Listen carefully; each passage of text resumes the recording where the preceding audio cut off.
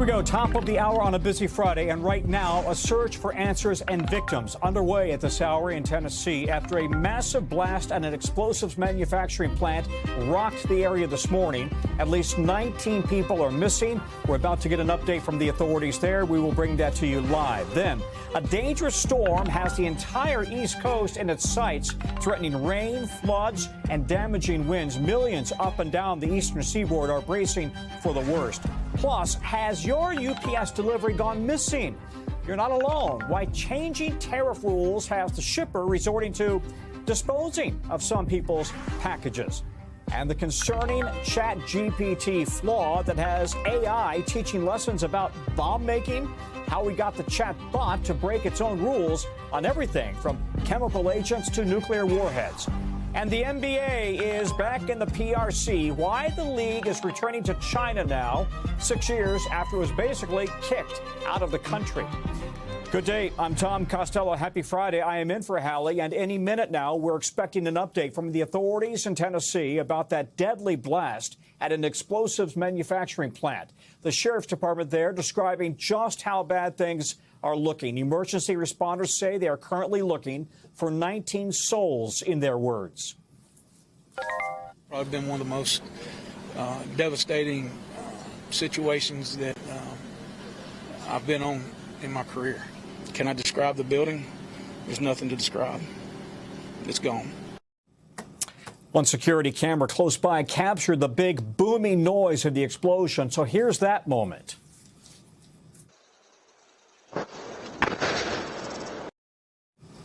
Shaking the camera there. It happened in Hickman County, Tennessee. That's about 60 miles from Nashville at about 7:45 this morning. The sheriff says the explosion encompassed one whole building at that facility. NBC's Priscilla Thompson is following this story for us. Priscilla, authorities, I understand, being very careful about the numbers of people who are missing and the way they describe the situation. What else are they saying? Right, Tom, and that's because this is still a very fluid situation, and those numbers could, in fact, change. But what authorities are saying is that there are fatalities, and they have also said that there were 4 to 5 people who were taken to a hospital, in addition to the 19 people right now who they say are still missing. What we know from authorities is that this explosion happened at around 7:45 this morning. The sheriff earlier saying that this was not a time when people were just coming onto shift into work, but that this was a time when the plant was actively up and running. The Associated Press spoke with an EMT who responded to that scene, and that EMT said that first responders were not even able to access the scene when they arrived because there were still explosives that were detonating. And we heard the sheriff talking about that too, the time it took and the effort from bomb squads and others just to secure that scene and ensure that it was safe before investigators and first responders could get in there to begin to assess what had happened and try to potentially help anyone that they could. And you know, we heard the sheriff there saying that this is the most devastating scene he has seen in his 36-year career. He also talked about the families and saying that he is trying to be as transparent as possible with those families, letting them know that this is going to be a process that is going to take days. And right now, he just does not have the answers that they might be looking for. And I also want to point out that just a short while ago, the governor of Tennessee actually tweeted about this, saying we are monitoring the ongoing situation in Hickman County, and state agencies are responding in partnership with local and federal agencies. We ask Tennesseans to join us in prayer for the families impacted by this tragic incident. And we know that some families have been showing up to that plant for any answers about their loved ones. Tom? Well, it doesn't sound very hopeful. Listen, this plant, I understand, makes ammunition and explosives for several businesses, and this is not the first time there's been an explosion there, right? No, it is not. In 2014, there was an explosion where one person was killed and 3 others were injured. We're still investigating additional information about what exactly caused that and what, if anything, changed in the aftermath of that. But just for a bit of context, this is a sprawling facility with some 8 buildings. And we know from some of the aerial images that we've seen that there is footage that appears to show one of those buildings just smoldering in a heap of wreckage. As you heard the sheriff there saying that the building was gone. There was nothing left. But the sheriff also said that they are going to be looking at how this happened and whether anyone may have been at fault, and that he hopes and his goal is that if there is someone at fault, to seek justice for these victims. Tom? Priscilla Thompson, thank you very much. We have more breaking news into us just now, learning that the United States will impose a steep 100% tariff on China, 100%, on top of what they're already paying. The president revealing this in just the last few minutes here in a Truth Social post. That sudden escalation came just as it looked like the trade war was cooling off a bit, and it triggered a very rough day on Wall Street. The markets went into a sell-off, all three indices way down. The Dow dropping almost 900 points. That's a 2% loss, more or less. S&P down 2.5%. NASDAQ down 3.5%. Let's bring in Caleb Silver. Caleb, a lot of talk that Wall Street was ready for a correction, right? Because we are at record highs and had been for weeks. But this new threat against China seems to have really been the driving motivator on Wall Street today. Yeah, there have been plenty of reasons to worry, but this is really what finally got to investors today. Big losses across all major market indexes, especially the NASDAQ, the tech-heavy NASDAQ. That was down some 3.5%, with the semiconductor companies taking it the worst on the chin there, about down 9-10%. And this is because of the escalation over China now saying that there will be new tariffs on any rare earth exports over 0.1% of the value of the material. And that's a lot of companies who make semiconductors. A lot of the automobile manufacturers use these rare earth minerals for their production as well. So now the president's saying 100% tariff over and above what tariffs are already on China. And those tariffs, Tom, stand at around 57% on average. Wow. All right. So listen, is this a negotiating tactic or is this real? And I heard an analyst just a short time ago say this is kind of a typical Trump tactic. You think that they have a deal, and then at the very last minute, you pull out and you want to change the terms of the deal.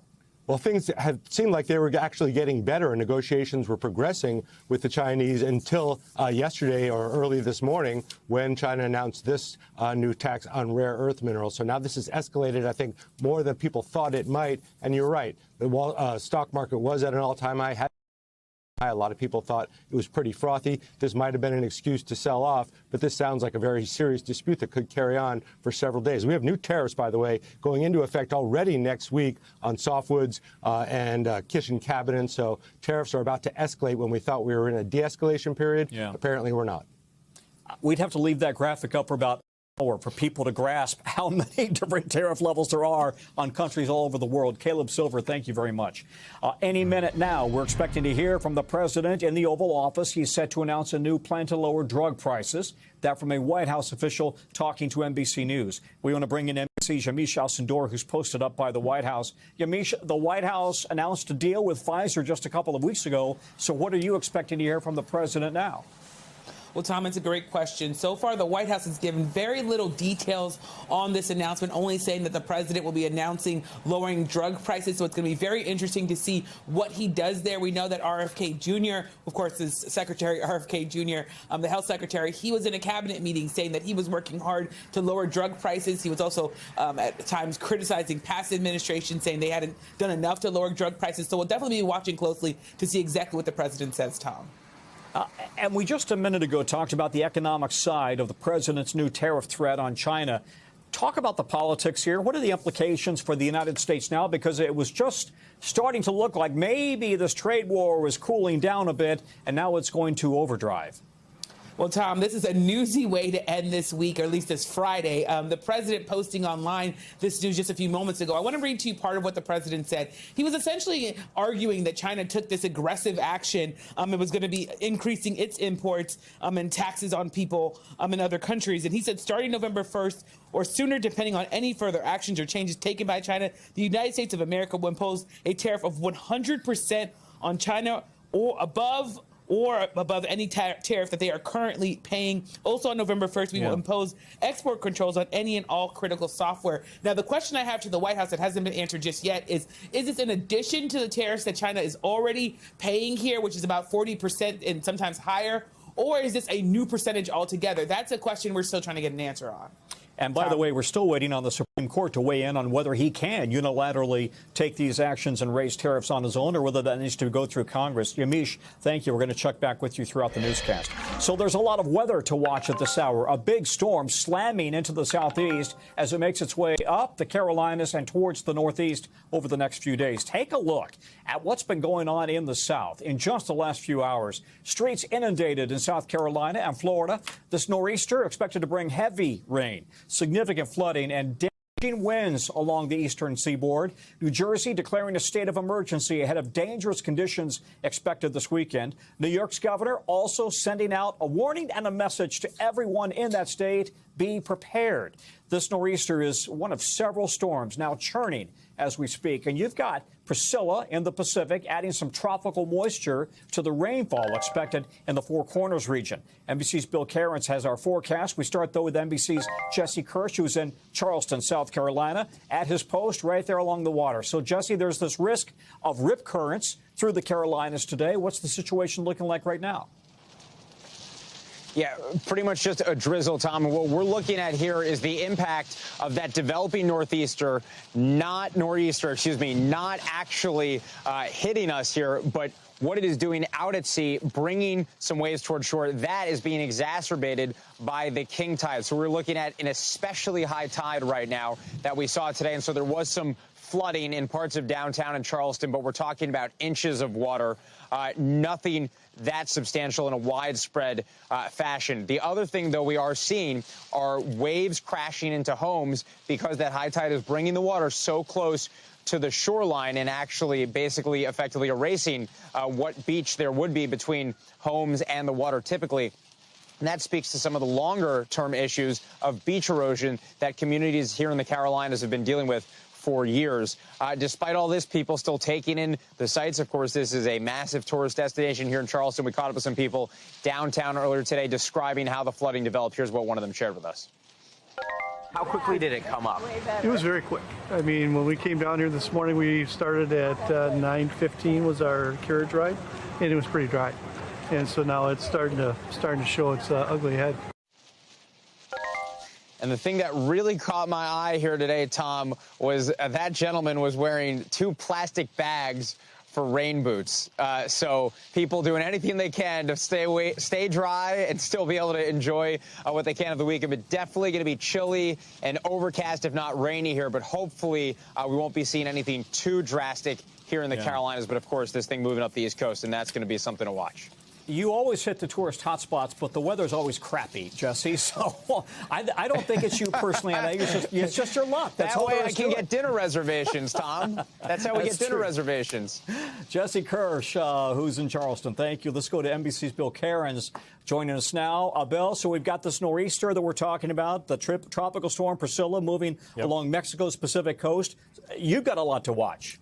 Yeah, there's still a lot of questions to be answered. You know, some things we know for sure, like, the coastal flooding, we're going to get it. We just don't know to what degree. And how much rain are people going to get? Is it going to be enough for flooding or just enough to really end the drought in some cases, but not cause a lot of problems? So today we had a really nasty day. Volusia County, if you know the Daytona Beach, New Smyrna Beach, Edgewater area, Titusville, they had 50-mile-per-hour winds and like 5 to 6 inches of rain. It was pretty ugly, and that was kind of the beginning of our nor'easter. So by the time we get through this evening into tomorrow, the storm heads northwards, gets a little stronger. The worst of the weather, Myrtle Beach, all the way through Wilmington, out through the Outer Banks here. This is going to be the problem area on Saturday. We should see coastal flooding, but it shouldn't be major, more like the minor to moderate category. The storm gets even stronger by the time we get to Sunday. This is when we expect the worst high tide to be in areas, say the Delmarva region, all the way up through southern New Jersey. That tide is going to be right around noon to about 2 p.m., and in some cases that'll be major flooding. So that's like getting to the dunes, maybe going over the dunes towards some structures. So that's one of the issues. This also does portray a lot of rain for areas of southern New England and just to the I-95 corridor. But some of our other models, like the European here, are a little more closer to the coast. We still have yet to figure that out. We still got 48 hours till it gets in this region. So here's the latest thinking on the peak wind gusts for these areas. This is not going to cause a lot of problem in the Outer Banks. It's going to be windy, but it's not going to be damaging. It's not till you get to that wind gust really on Sunday into Sunday night that when we get into 50, maybe 60-mile-per-hour range, you can see where the worst of the storm is going to be. It's going to be New Jersey, Maryland, Delaware, and portions of Long Island, and possibly up here into Cape Cod by the time we get to Monday night, Tuesday. 50 to 60 mile per hour wind gusts will cause some power outages and down trees. That major flooding, these purple dots, those are the areas we're most concerned with. And again, some of these could be top 10 all time. So that's like exceptionally high water levels. Not as high as Sandy in most cases, but it'll still be, in some cases, the highest since Sandy about 12 years ago. And some of these rainfall totals are no joke, but thankfully we are in a drought. So this is going to be over a period of 2 or 3 days. So we're not expecting a lot of river flooding. And you mentioned Priscilla. You could see that moisture that's over the Baja streaming northwards up into Arizona. We've had one canyon that's going up 5 feet, the water level rise, with that heavy rain that we've had during the day today. And that's been just to the southeast of Flagstaff. So we'll continue to watch this area. Flash flood watches go all the way up through the Four Corner region into Colorado, too, Tom. So very active weather. And as we said, if you're on the East Coast, especially the Jersey Shore, Delaware, Maryland, pay attention to this forecast and listen to your emergency manager. Take it seriously. Yeah, I was on the Jersey Shore for Sandy, so I'm glad it's not going to be that bad. Bill Cairns, thank you very much. Right, tens of thousands of Palestinians are returning to their homes in northern Gaza as phase 1 of the ceasefire plan moves forward. The images are awfully dramatic here. People marching back along a very, very long, congested road, walking through and over the rubble of their homes, their neighborhoods, surrounded by the shells of what were once the buildings there. Meanwhile, the Israeli military is completing the first phase of its withdrawal from parts of Gaza, with the clock ticking for Hamas to find and return all hostages within 3 days. 20 are thought to still be alive. And the White House says President Trump is expected to head to Israel on Sunday before addressing the Knesset on Monday, and then he heads to Egypt for an official signing ceremony. NBC's Richard Engel is joining us now from Jerusalem. A ceasefire is now in place in Gaza, and for the time being, it does seem to be holding. There were no shots fired from any Palestinian groups in Gaza, not from Hamas or anyone else, and there were no Israeli airstrikes. And Israeli troops, as part of this ceasefire deal, pulled out of the center of several Palestinian towns and villages, and they're still inside Gaza, but they pulled back to a perimeter within the Gaza Strip. And as soon as they did, tens of thousands of Palestinians, almost all of them on foot. There's very little gasoline in Gaza right now, and if you can find it, it is extraordinarily expensive. So people, mostly on foot, were walking to see what, if anything, is left of their homes. And in many cases, they are only finding rubble. In fact, and it's not only rubble, in fact, the director of Gaza's largest hospital told NBC News that more than 100 bodies of Palestinians killed during this war have also been uncovered. The mood among the Gazans as they are going back to their towns, despite all of this, today was relatively upbeat. Most people said they're happy that the war is over, but it is celebrating. It is just relief that they are now hopefully no longer going to be homeless, no longer going to be displaced from place to place, and that food, aid, medicine will be coming in. We don't exactly know when it's going to be coming in, but it could be coming in quite soon. With the ceasefire in place, Hamas now must collect all of its hostages, 20 men believed to be still alive, 28 bodies, and hand them over to Israel by midday local time on Monday, which is when President Trump very likely could be here addressing Israel's parliament as that moment happens. Okay, Richard, for us. Other news now, it is a busy Friday. The White House saying today that it is firing a substantial number of federal workers in departments that, quoting here, are not consistent with the president's priorities. The president following through on his threat to lay off some of the workers who were previously furloughed with the government shutdown now in its 10th day, no end in sight. An administration official tells NBC News that federal workers in the departments of the Interior, Homeland Security, Treasury, EPA, Commerce, Education, Energy, and Housing and Urban Development are all getting by the new layoffs. Let's bring in NBC's Sahil Kapoor, who's up on Capitol Hill. Sahil, what more do we know about the federal workers now out of a job, and how soon do they find out? Well, Tom, we have limited details, but here's what we do know. Earlier this afternoon, the White House Budget Director, Russ Vought, announced that these reductions in force, also known as RIFs, have begun, and we confirmed that it's going to be a whole bunch of agencies affected. You listed there the departments and agencies based on reporting from our colleague Monica Alba, where workers will be fired. An OMB spokesperson further tells NBC News that this will be a substantial set of layoffs, although we don't have exact numbers yet.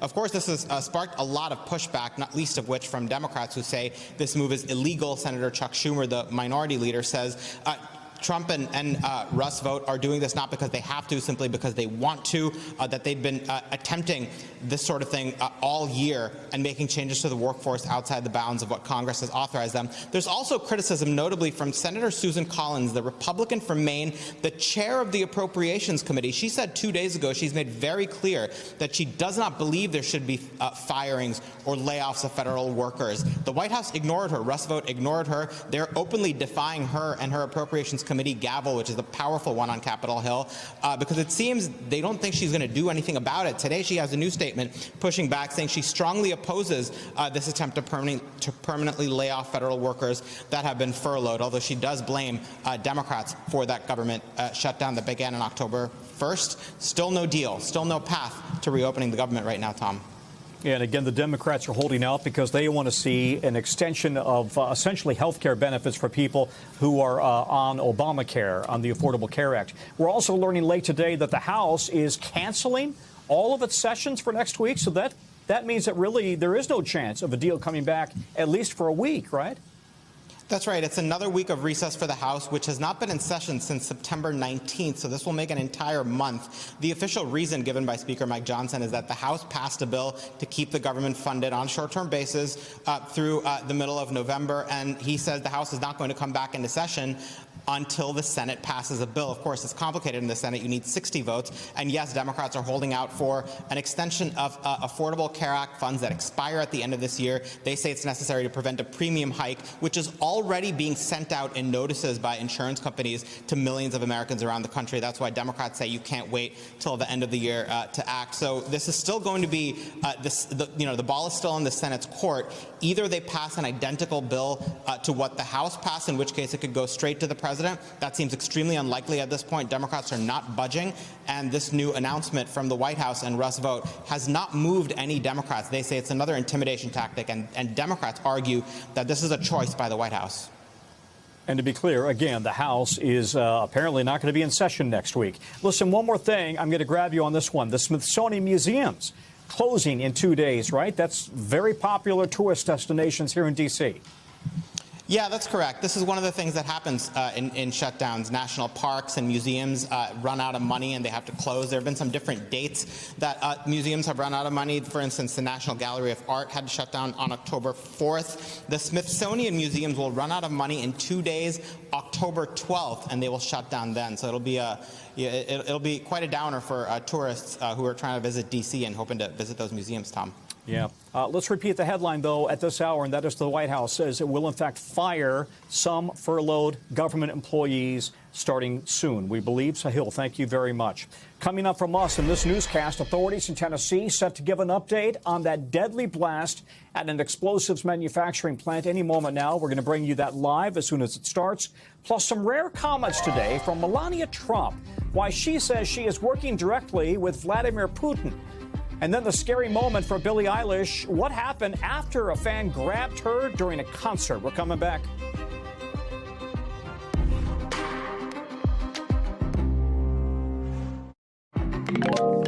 We're back. If you're waiting for delivery from UPS, the package you've been expecting may have been disposed of.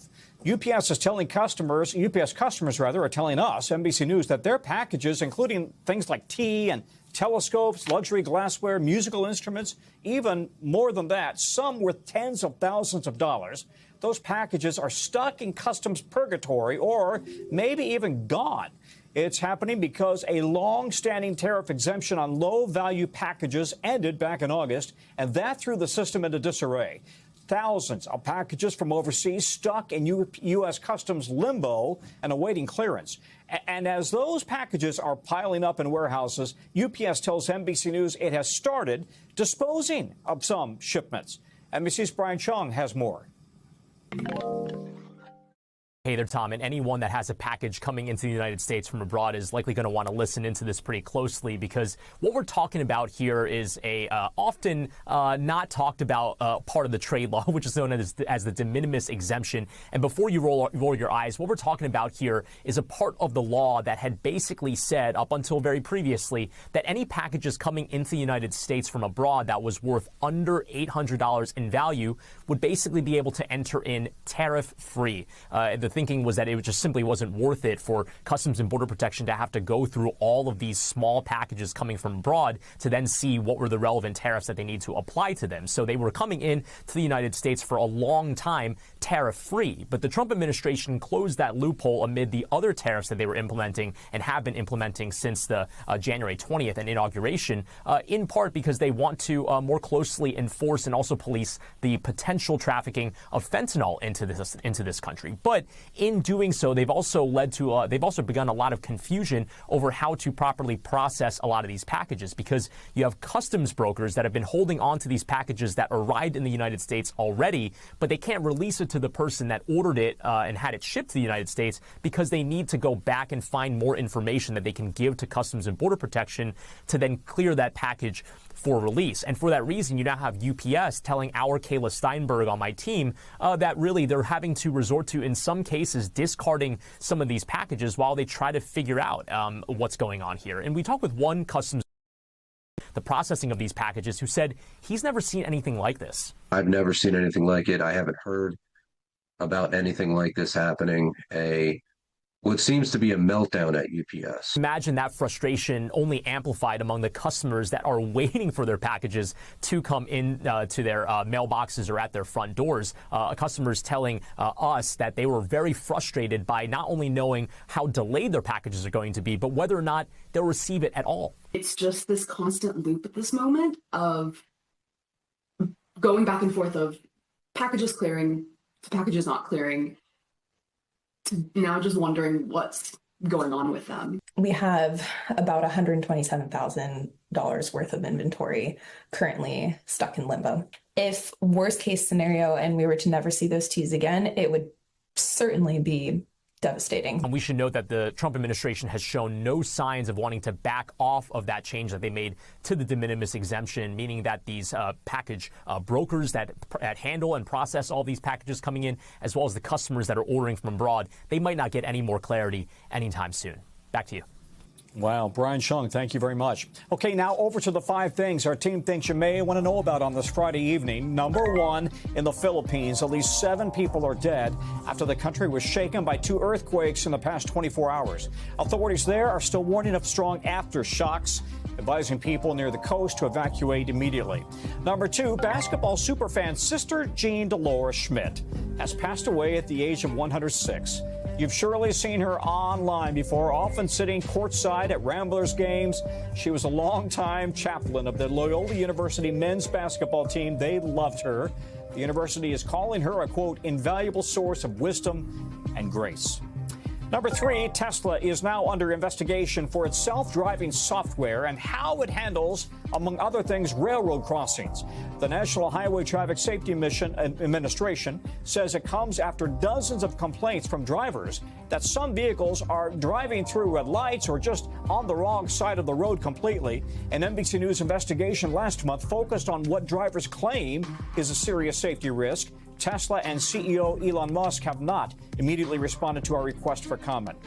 Number 4, new videos show pop star Billie Eilish being yanked into the audience during a concert in Miami.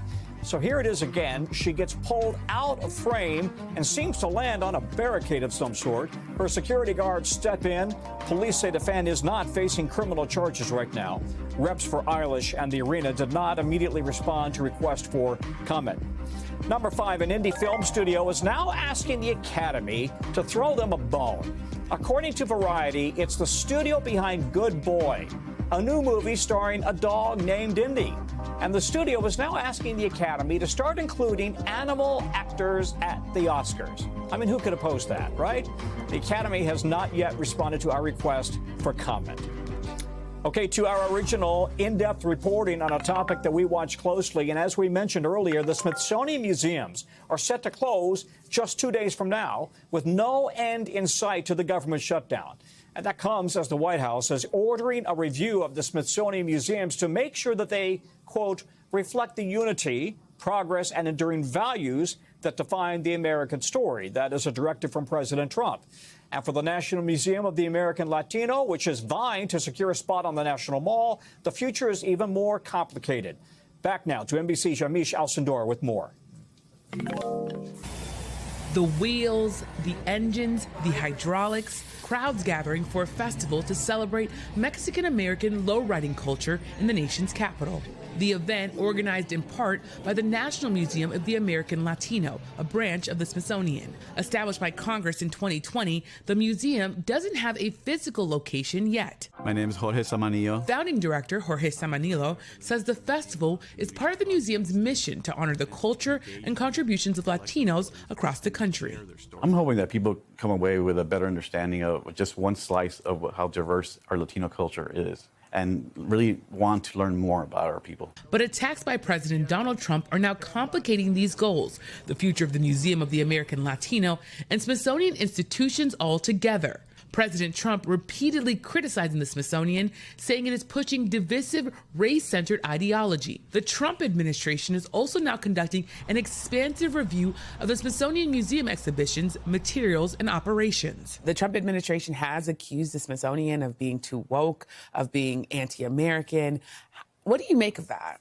You know, I can't comment on all the things that have been said, but I know that the Smithsonian is making sure every day through our self-evaluations and our self-studies that we're nonpartisan, that we rely on expertise. Earlier this year, Presente, an exhibit by the Latino Museum housed in the National Museum of American History, closed. The Smithsonian says it was for renovations. The closure came after the president's executive order targeting the Smithsonian as a whole. And soon after it closed, the White House published a document saying the Presente exhibit was anti-American. What do you make of that criticism? If you had a chance to visit the Presente exhibition, you would notice that it's trying to tell 500 years of history in about 4,000 square foot space. And that's a very difficult thing to do. Artist Felipe Galindo said he was surprised at the exhibit's closure and shocked that White House officials directly criticized an illustration he made in 1999. 4th of July from the south border. I don't think it's a political piece, it's a more humane piece. What was your reaction to the White House singling out and targeting your piece of work? Mm-hmm. Yes, it was very terrifying, to be honest. Later I was sad because it was going to be removed from the exhibition. And later I was angry that they closed the whole exhibition about Latinos in the U.S. We asked the White House about his critiques of the American Latino Museum, Galindo's work, and any potential long-term impacts the government shutdown may have, and have yet to hear back. In Congress, a bipartisan group of lawmakers, including Republican Senator Ted Cruz and Democrat Senator Alex Padilla, are working to build a permanent space for the museum on the National Mall. How hard is fundraising for the museum in this moment, given the president's attacks? Yeah, look, I'm not going to lie, the fundraising on the private side, because this is a public-private partnership, may be a little bit tougher at the moment, but it makes it all that much more important. Senator Cruz's office declined our request for an interview. His Republican colleagues in the House Congressional Hispanic Conference sent a letter in June saying it's taking steps to ensure the museum remains unbiased and called for funding, saying this museum was authorized through the leadership of President Trump during his first term. Now we have the opportunity to finish the job. Look, I think the Latino community, just like our nation as a whole, has been very resilient. We'll get past this Trump era stronger than before. Many who flocked to the Lowriding Festival said they hope to see more from the museum, which plans to open a salsa exhibit in spring 2026. We think it's really important that everyone has a space where they can see themselves. There's a lot of contributions to our country that are made by Hispanic culture, by Latino culture. Galindo also hopes the nation will continue to change the important role of museums. Museums have to show always the good, the bad, and the ugly. I mean, there's an expression in Spanish to cover the sun with your finger. I mean, The truth is still shining out there. For now, exactly where and exactly when people will be able to see the Latino Museum on the National Mall is an open question. Yamiche Alcindor, NBC News. When we come back, authorities in Tennessee are set to give an update on that deadly blast at an explosives manufacturing plant any moment now. We'll bring that live as soon as it starts. Plus, an NBC News exclusive, how ChatGPT can be tricked into providing weapons instructions. And then the stunning overnight rescue in Arizona, how crews saved 3 people after their car went hundreds of feet off a cliff.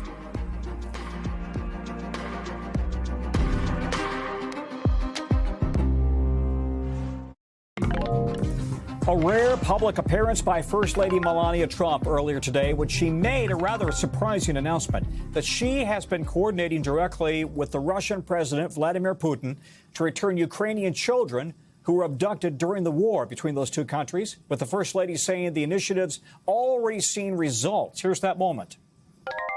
President Putin and I have had an open channel of communication regarding the welfare of these children. In fact, 8 children have been rejoined with their families during the past 24 hours. Ukraine says more than 200,000 children have been taken by Russia over the course of the war so far. It started back in 2022. The First Lady sent a letter to President Putin back in August when he was meeting with President Trump at their summit in Alaska. She described the plight of children affected by war, telling Putin he could, in her words, single-handedly restore their laughter, presumably by returning them to Ukraine. NBC's Monica Alba is posted up at the White House for us. And Monica, the First Lady says she's been back-channeling with Putin for 3 months now. Do we know what have included, and why the transfer of 8 children just happened, and why only 8 out of 200,000?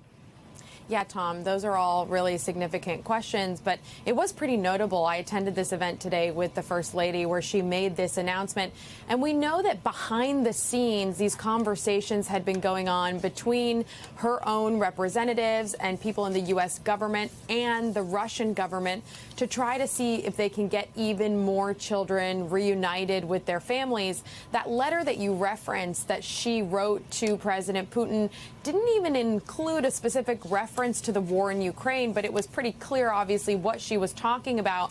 And then we know that from that event today, he replied to her and said that he wanted to engage with her, with the U.S., to see what they could do about this. Now, on the matter of why there was this burst of activity in the last 24 hours, the First Lady's office is not sharing more details, but they're saying that it gives them this hope and encouragement that there will be more because they have made this commitment, the U.S. and Russia, to try to reunite more of these children. But this is also something the First Lady spoke about in the context of what she's also hoping to see with kids who are getting to the age of 18 that hopefully also will be returned to their families. Here's a little more of what she had to say.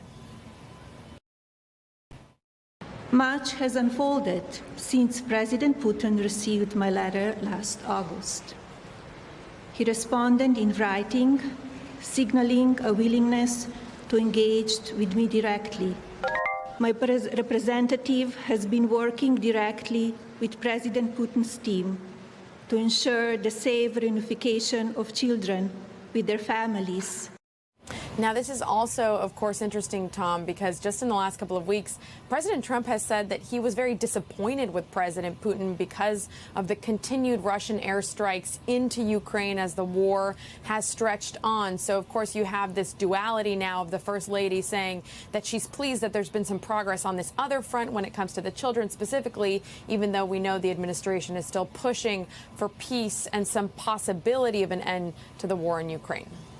200,000 Ukrainian children taken by Russia. A lot of kids are missing. Monica Alba, thank you very much.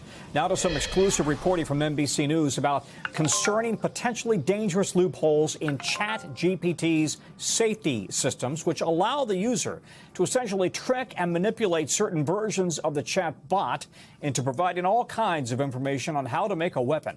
So everything from homemade explosives to chemical agents, even instructions for building a nuclear bomb. It was done by using something called a jailbreak, a series of words that can be used to bypass those safety systems. NBC News is not revealing the specifics here. The safety loopholes are still open in some cases, and even after we brought it to OpenAI's attention. The same trick on chatbots from other major companies, Anthropic, Meta, Google, didn't even provide the kind of info that ChatGPT did. An OpenAI spokesperson tells us that using their chatbots for help causing harm would be a violation of their policies, possibly leading to a user ban, and that they are constantly refining their models to address these types of issues. NBC's Kevin Collier broke the story. He joins us now. And Kevin, this kind of information has always existed out there on the dark web, right? How to reach corners of the internet. But not only does it kind of sound like this information was rather easy for you to find, it also has kind of a personalized tutor about it, right, to help you understand how to do it. Yeah, that's exactly right. I mean, ChatGPT provided a whole range of information when we asked. There's kind of dangerous information. It's how to make bombs, how to make biological agents, how to cause casualties with nuclear agents, things like that. A lot of the time it was not actually fully accurate information. But the fact that it's trying when you can jailbreak it is inherently the concern there. And yeah, this is, you remember Sam Altman touted ChatGPT-5, the most recent model, as a team of PhDs in your pocket. And that kind of learning uplift, as they call it, that's really the concern here, that yes, this information is available on the internet if you really know how to look, but you really need to have a lot of expertise to do a lot of this harmful activity. However, if you have this tutor right here with you that is able to provide it, that could cause some serious societal harm. Yeah, listen, Kevin, we're not going to explain and tell everybody how to do this, but I don't quite understand what these so-called jailbreak prompts are and how they work in the first place. It's complicated, for sure. It has to do with how large language models, these AI chatbots, work fundamentally. I mean, they seem to speak very conversational English when you use them, right? But in reality, they don't speak English. These are computer programs that do a lot of processing of likely answers to a series of prompts and inputs. And in the same way that a computer system can be hacked by somebody figuring out an unintentional way to needle in the way a system was built, these chatbots also have ways of being talked to that will cause them to break down in certain ways and at times drop their safeguards and let somebody ask questions harmful like these were. I mean, yeah, it's kind of terrifying. I mean, is this simply the Wild West here that you can't possibly corral and contain? To a degree. I mean, there's no meaningful federal regulation. We are absolutely at the whim of these companies taking safety measures seriously. To OpenAI's credit, they do have a fair number of safety measures in place. Kevin, thank you very much. We have some breaking news right now. The officials in Tennessee giving an update on that deadly blast at the explosives plant. Let's listen in. Just like any other situation does, we respond to a shooting, we respond to a homicide where there's death involved. We have to do that, and that's why we're being slow on this. We are also slow because we have not notified all the families. We are still reaching out to families. Sheriff Kraft and I have put together some teams of people, of our staff, that are actually trying to go and find the families of this situation and make sure that they get brought into the loop as soon as possible as to what may be going on with their loved one as well. We're trying. It's massive. It's a massive situation. As we discussed earlier, I don't want to be repetitive, but we're still trying to move forward. We just had a briefing on the site as to how we're going to be working. We're going to be doing some things through the night. I don't know if we'll actually be processing the actual location through the night because there again we want to be very methodical in what we're doing, and we want to take time to put our best foot forward for our families. So, any questions?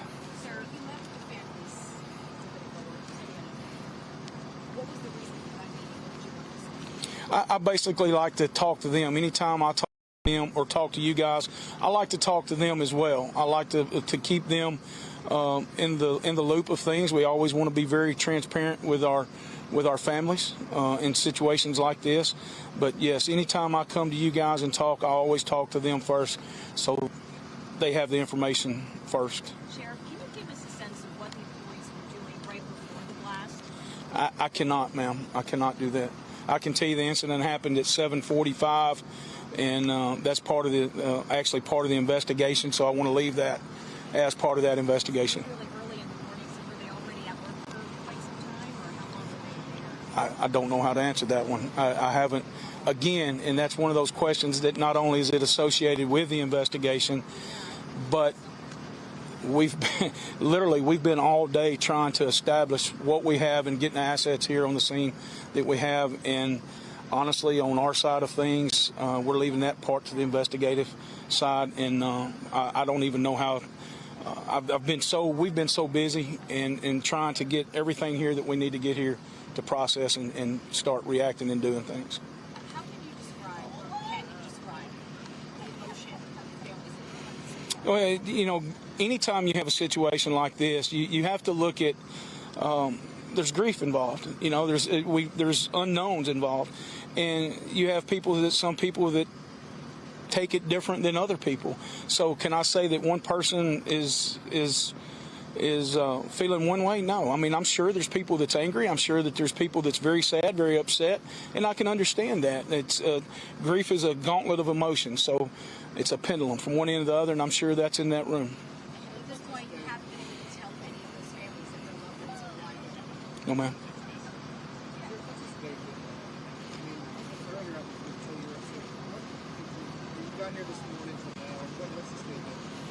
Hell. You want me to be honest?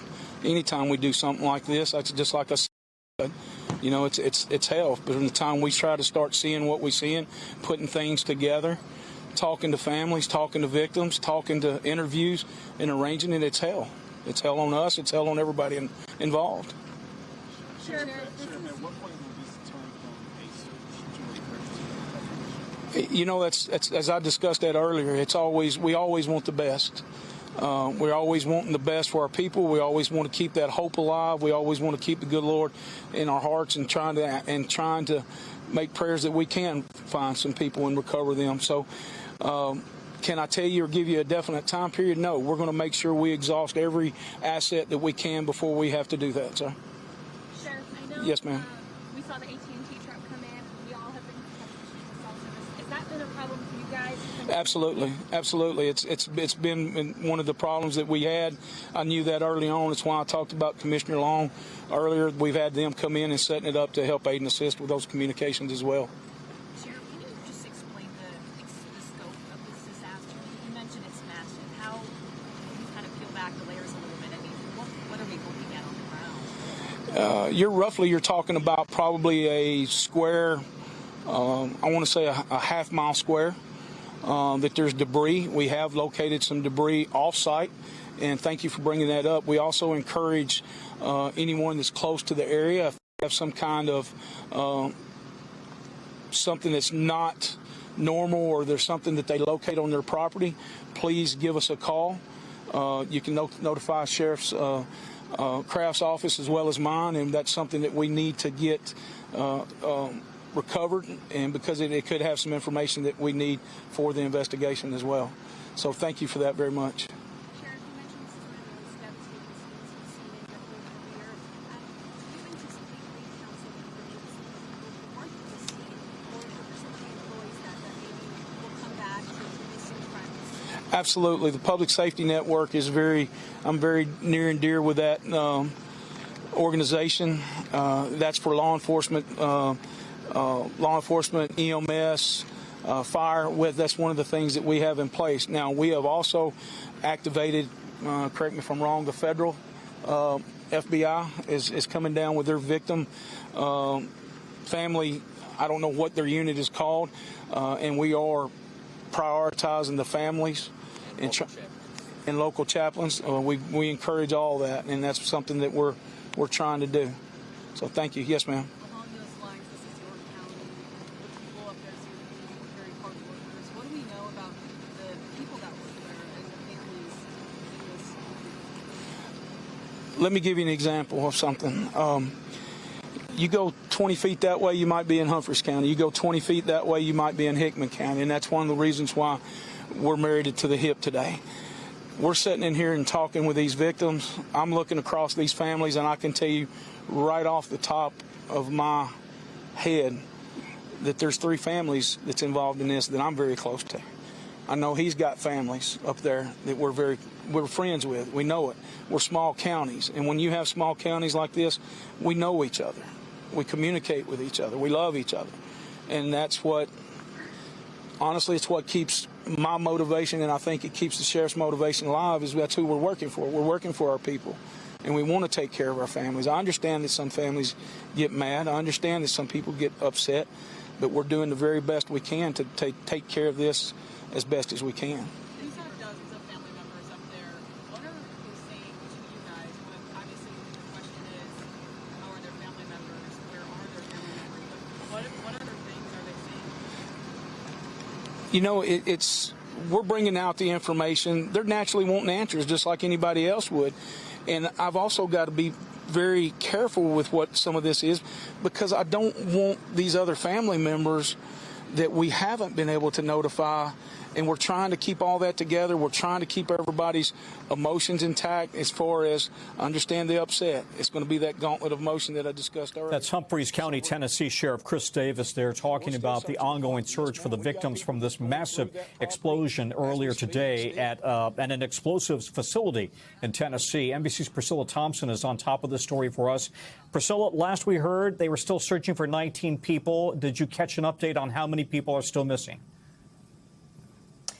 Yeah, Tom, I did not catch an update on that. So it seems, as the sheriff was describing, it's still a very fluid, ongoing situation. But I think one of the things I was most struck by in both this press conference and the one earlier was really the emotion from the sheriff. And you heard him there at the end talking about how close and tight-knit these small communities are, that he is, in fact, close with at least 3 of the families that he has had to have conversations with. And so the sense is that they're trying to be very sensitive in how they communicate this information, making sure that they're giving out the most accurate information, knowing that there are still families in this area who maybe aren't aware of what's going on, or just sort of trying to make sure that everybody is informed. And we heard him there earlier saying that he was going to be transparent with his families, and also that it was going to take some time, that this was not going to be a quick process. And I think that's what we're seeing play out, particularly in this press conference, where he didn't really have much more information to share other than the fact that it looks like investigators are going to continue working through the night. And we heard him talk about the support resources on the ground for those families as they're experiencing this wave of emotion, still waiting for answers about their loved ones.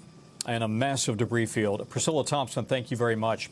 Other news now, Peloton is getting a big upgrade. The fitness tech company says it's integrating AI into its new treads, cycles, and row machines. After struggling to recapture its booming pandemic-era sales numbers, the hope is that AI can help spin up some more success. NBC's Stephen Romo tried the tech himself in tonight's breakdown. Peloton, the fitness darling of the pandemic that's since taken a spill, is now betting big on AI. Avoid swinging your body for momentum. Okay. So there is an auto-generated real-time form feedback. The company just releasing 5 new products, some of which have a new AI feature called Peloton IQ, which acts like a personal trainer, giving you live feedback while using their products. Focus on strict control reps. Peloton invited us to their New York studios, where I caught up with real human instructor Katie Wong 15 seconds here. after she finished streaming her class. Would you like an upper body day or a lower body? Let's do upper body. It's kind of like a built-in workout buddy, using a movement tracking camera, giving me real-time feedback on my form, and it even counted my reps. Katie says it can be used without classes and as a part of them. What I'm viewing Peloton IQ as is helping me instruct our members on a more personal basis and almost being my teacher's aide. This is their first product release in 3 years. This really feels like the first few pages in the next chapter and in the next evolution. Remember, Peloton rocketed during the pandemic when we all had to stay at home, hitting more than $4 billion in sales in just a year, with the company's value reaching close to $50 billion. Give me more. But since the peak, investors sweating. Peloton stock losing about 95% of its value, sales down to under $2.5 billion in the last fiscal year. The company also recalled some of its treadmills in 2021 after the U.S. Consumer Product Safety Commission warned of dozens of injuries and even the death of a child. Getting slapped with a $19 million fine, tread sales plummeted. Now plagued by a steady stream of layoffs, its most recent round in August as part of a new $100 million cost-cutting initiative. I want to talk about the future. Chief Product Officer Nick Caldwell hopes Peloton IQ will be the thing that turns it all around. In the future, you're going to see more and more innovation from this company at an even faster clip. And brushing off concerns that AI trainers will replace their instructors, many of whom have cult-like followings and are a main draw for their subscribers. AI is going to have to be way more powerful before we start replacing Tunde. They're hoping people will pay more for the new tech, more. The bike will run an extra $1,000, while the tread with Peloton IQ will cost more than twice the original. Unlike Mr. Big's untimely ending post-Peloton ride in Sex and the City's reboot, the company shooting for an AI-led resurrection. Body second, and then arms in and out. For now, I'll just hope my rowing gets better with or without AI. Body and then your legs. Yeah, I'm glad you chose to work on the upper body there, Stephen. You really need some work on that. Listen, tell me this, though. Are they recording your home sessions so that there's kind of a permanent record of you working out at home? Yeah, an excellent question, especially after I did kind of embarrassingly bad on that row machine, I'll be honest, Tom. The company says no. They use that camera for the rep counting feature and for giving that real-time feedback. They actually say no raw video or image is ever sent to, viewed by, or stored by Peloton, which is comforting to a lot of people. You know, they say dance like nobody's watching, but people want to work out that way, too. Sure.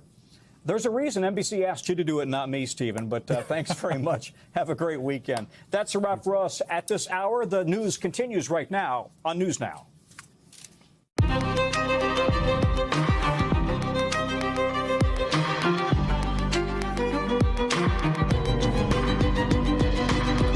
Top of the hour on News Now on a Friday, and at this hour, search for answers underway right now, and also for victims in Tennessee after a massive blast at an explosive manufacturing plant rocked that area this morning.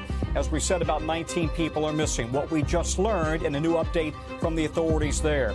Then a dangerous storm has the entire East Coast in its sights, threatening rain, floods, damaging winds, millions up and down the seaboard bracing for the worst. Plus, a rare public push by First Lady Melania Trump to reunite children separated from their families during the war in Ukraine. How, she says, a months-long back channel with Vladimir Putin has led to a breakthrough in the past 24 hours. And has your UPS delivery gone missing? You're not alone, right? Why changing tariff rules has the shipper resorting to disposing of some people's packages. And the concerning ChatGPT flaw that has AI teaching lessons about bomb making, how we got the chatbot to break its own rules on everything from chemical agents to nuclear warheads. That's later in our newscast. Good day. I'm Tom Costello in for Hallie on this Friday, and we come on the air with a lot of weather to watch right now. A big storm slamming into the southeast as it makes its way up the Carolinas and towards the northeast over the next few days. So take a look at what's been going on in the south in just the past few hours. Streets inundated in South Carolina and in Florida. This nor'easter expected to bring heavy rain, significant flooding, damaging winds along the eastern coast. Crews over on Long Island, New York, and in New Jersey are prepping sandbags and clearing up sewer drains in anticipation of the flooding. This nor'easter is one of several storms churning right now, and we've also got Priscilla in the Pacific, adding some tropical moisture to rainfall expected there in the Four Corners region as well. NBC's Bill Cairns has our forecast for us. Bill, you've got this nor'easter, you got the tropical storm out off the coast of Mexico, but I was heartened to say that at least as it's targeting New Jersey, New York, hopefully not as bad as Superstorm Sandy was about 12 years ago.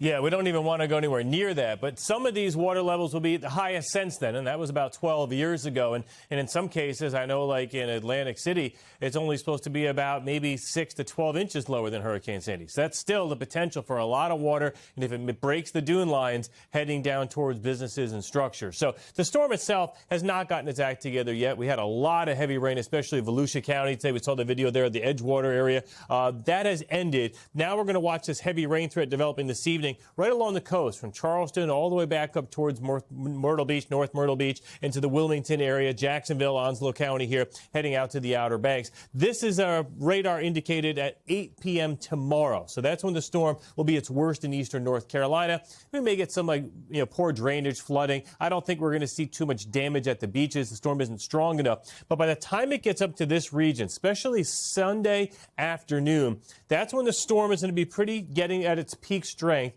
To the north, high pressure in Canada is going to funnel these winds right into the coast. And it's going to last about 3 high tide cycles in a row. So it's going to be like, the first one's going to be Sunday at like noon to 1 o'clock. The water levels are going to be very high, major, top 10 in some cases, especially the Jersey Shore, the Delmarva region. And then we're going to do it all over again the next 2 high tide cycles after that. So this may continue into like Monday night being problematic. Also, the areas of now the forecast getting a little bit worse for Boston all the way down to Cape Cod as far as rainfall and winds. We were thinking maybe you'd escape this, but it looks like you may get it on Monday, on Columbus Day, heading into Tuesday. So these are the forecasts for the peak winds. This is not a tropical storm or a hurricane that's going to have trees down all over the place, but it's better. So there's going to be some thinning going on of some trees that, we're waiting to fall for the next storm. And if we get these winds in that 50 to 60 mile per hour range, we will see power outages from Long Island all the way region. This is enough. This is strong enough with the leaves on the trees to get power outages. And as far as coastal flooding goes, I mentioned greatest area of concern is the Jersey Shore and also down towards Virginia Beach and Norfolk. And Tom, if we weren't in a drought, I'd say we're going to have some rainfall flooding problems, but it hasn't rained in forever in so many areas. We could use this rainfall. That's going to be the benefit of the storm. Yeah, we've been pretty dry here in D.C. Bill Cairns, thank you very much. Let's go to Jesse Kirsch, who's in South Carolina right now, right on the water. Jesse, we're expecting some coastal flooding today, but I guess we're going to be watching North Carolina and the Outer Banks there as well, right? Yeah, and what we're looking at here in the Charleston area has been just a little bit of flooding. And of course, we haven't gone street by street to see everywhere, but what we've seen in the downtown, Tom, has just been inches of flooding earlier today during that high tide area. Because what we're looking at here is a combination of that weather Bill was just talking about off the coast, and then the king tide, which is an especially high tide. And so those two things combined today to bring some flooding downtown. We've also, as a result of years of beach erosion, seen firsthand the consequences of that. You don't have dunes and beachfront protecting coastal homes. And so when you have stronger tide conditions, higher conditions like we had today, and stronger waves, you've got crashing water into homes, causing, in some cases, cosmetic damage, as we've seen in the Outer Banks of North Carolina in recent weeks. You can have serious structural or total damage to homes as well. So that's something to keep an eye on, and just speaks to some of the broader challenges these communities are facing in the years ahead because of storm after storm over time. But all things considered, Tom, not bad here today. Okay, Jesse Kirsch, thank you very much. We're going to quickly now go to the White House. President Trump is taking questions from reporters in the Oval Office about drug prices coming down. Tariffs were a big reason he came here, and also the fact he loved Virginia. He liked this guy. He liked me. I think the November 5th election was a very important date. We had a good election, and that was important. But yeah, he's here. A lot of. I can speak for almost everybody that's here. Most of them are here because of tariffs. Because you have to understand, he has no tariffs. If you build in this country, there are no tariffs. So, I'm going to ask you about China, if I could. Just want to confirm, have you canceled your meeting with President Xi? And no, I haven't canceled, but I don't know that we're going to have it. But I'm going to be there regardless, so I would assume we might have it. But, they hit the world with something that really is not anything that people are going to do. And it was shocking. I can tell you, Howard and I and Todd, we all, Scott, we were all speaking about it before. And we said, where did that come from? It was just, that was out of the blue, right? Out of the blue, they came up with this whole import-export concept. and nobody knew anything about it. So. If they roll back their export controls, the new announcement, would you roll back? Look, we're going to have to see what happens. That's why I made it November 1st. We'll see what happens. Yeah. Mr. President, Mr. President, go ahead, please. What else besides software could be on the table in terms of export controls? A lot more. I mean, you have a lot more. We have airplanes. We have airplane parts. You remember that from last time. We were just surprised that China. I have a very good relationship with President Xi, and they did that. This is not something that I, instigated. This was just a response to something that they did, and they didn't really aim it at us. They aimed it at the whole world. The whole world is subject to it. So I thought it was very, very bad. But we have many things, including a big thing is airplanes. They have a lot of Boeing planes, and they need parts and lots of things like that. Steve. Israeli Prime Minister Benjamin Netanyahu to accept the Gaza deal, and what will be your message to the Knesset when you speak to them? Well, he wanted it. It's been a long time. He's been fighting a long time. He's been fighting hard. He wanted it. It's a great deal for Israel, but it's a great deal for everybody, for Arabs, for Muslims, for everybody, for the world. And as you know, on Monday the hostages come back. They're getting them now. I mean, they're getting them now. They're in some pretty rough places under earth. They're in some pretty rough places where only a few people know where they are, in some cases. So they're getting them, and they're also getting the bodies, approximately 28 bodies. And some of those bodies are being unearthed right now as we speak. I mean, they're working on it right now as we speak. It's a tragedy. It's a tragedy. No, he was very happy with it. And I can tell you that I saw Israel dancing in the streets, but they were dancing in Qatar and Saudi Arabia and UAE and many, many countries. Egypt, they were dancing. I'll be going to Israel. I'll be speaking at the Knesset, I think, early on. And then I'm also going to Egypt. They were terrific. But all of the countries were great. Indonesia was great. Jordan was great. They were all great. Everybody wants this deal to happen. What happens in Gaza the day after the hostage release? Day after what? The day after the hostage release. What happens there then?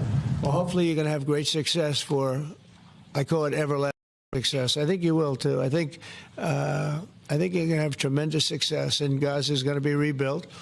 And you have some very wealthy countries, as you know, over there. And it would take a small fraction of their wealth to do that, but and I think they want to do it. And we're also setting up, as you know, a board of peace. It's called the Board of Peace. I don't know if that's the final name, but the word peace is definitely in there. They have asked me if I chair it. We'll make sure things go well. And how confident are you that the ceasefire will hold? I think it'll hold. Yeah, I think it'll hold. They're all tired of the fighting. Don't forget, you had October 7th, which was a horrible day, 1,200 people killed. But Hamas has lost 58,000 people. That's big retribution.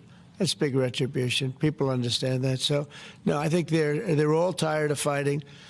And this really gives the whole Middle East. This is beyond Gaza. Gaza is very important, but this is beyond Gaza. This is peace in the Middle East. And it is a beautiful thing. It's a term that you and I have been hearing since we were very young, right? And now we have a chance of really having that. And as you know, most of the countries have passed all these resolutions. Every country is there. Iran came in. I was very happy to see that. I was very honored that Iran came in. They said they support it. Russia came in. President Putin, he supports it fully, very fully. So I was happy to see even countries that weren't necessarily involved in the process, they all support it. I don't know of anybody that doesn't. And I've never seen happier people than many of these places, not just Israel. Many of these places, they're all dancing in the streets. I've never seen anything like it. Mr. President, go ahead, please, in the back. Thank you. What guarantees did you give Hamas to persuade them that Israel will restart the bombing campaign once the hostages have been exchanged? What did I do with respect to them? Well, I spoke a little bit tough, and that's what would happen. I mean, you have to speak tough. That's a tough world. That's a tough, as they say, neighborhood. And they're tough people. They're very tough people, and they're smart people.